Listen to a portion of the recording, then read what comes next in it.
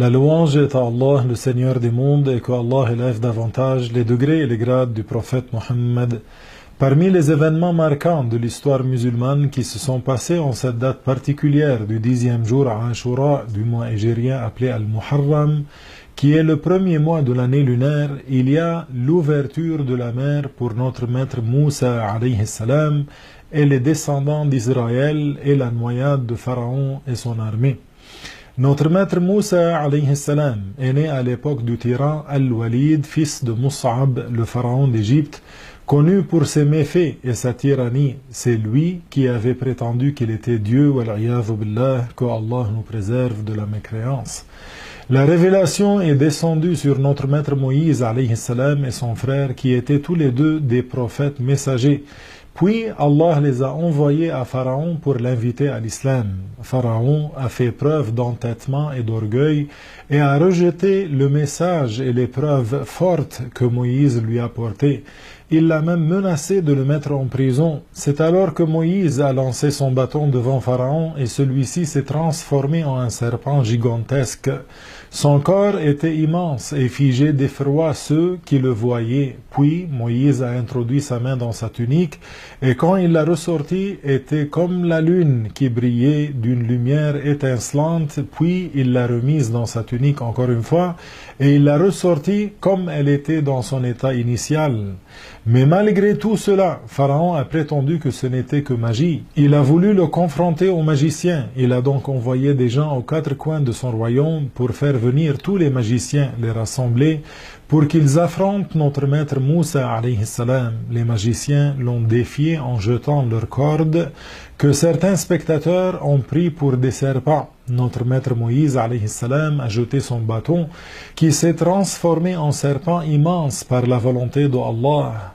Ce serpent s'est mis à avaler et engloutir leurs cordes. Les magiciens étaient stupéfaits, puis ils sont entrés en islam, ce qui a mis Pharaon dans une colère noire. Il a alors menacé ceux qui avaient cru de les supplicier, mais ils sont restés fermes sur l'islam après ce qu'ils avaient vu comme miracle de la part de notre maître Moussa alayhi salam. Alors Pharaon les avait exécutés et sont morts tous martyrs, rahimahumullah.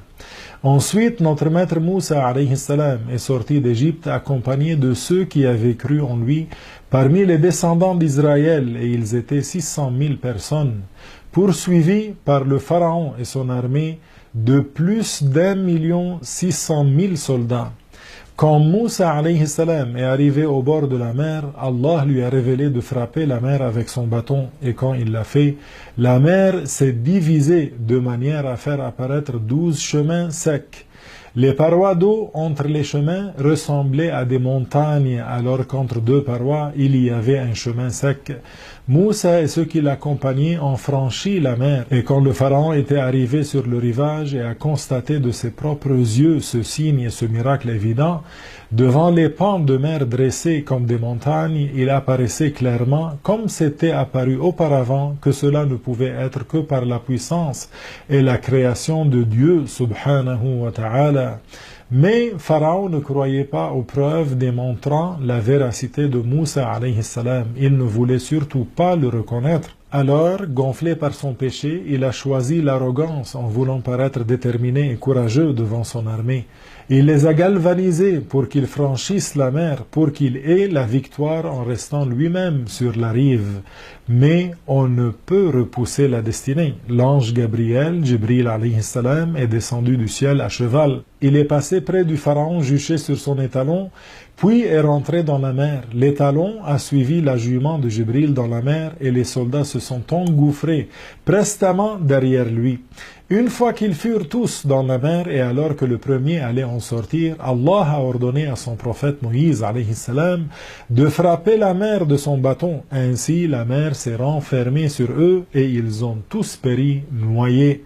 Même pas un seul rescapé. Allahu Akbar. Le tyran, oui, a été anéanti et humilié et Allah a libéré le peuple oppressé, mais le châtiment comme la récompense dans l'au-delà sont sans commune mesure. Comme on l'a dit, leur noyade a eu lieu un jour de Ashura, qui est le 10e jour du mois de Muharram. Et voilà, on touche à la fin de notre épisode pour aujourd'hui. Retrouvez-nous pour le prochain épisode dans lequel on verra ce qui est arrivé à notre maître Sulaiman alayhi salam en ce jour-là, en ce jour de Ashura. Suivez-nous donc et à bientôt.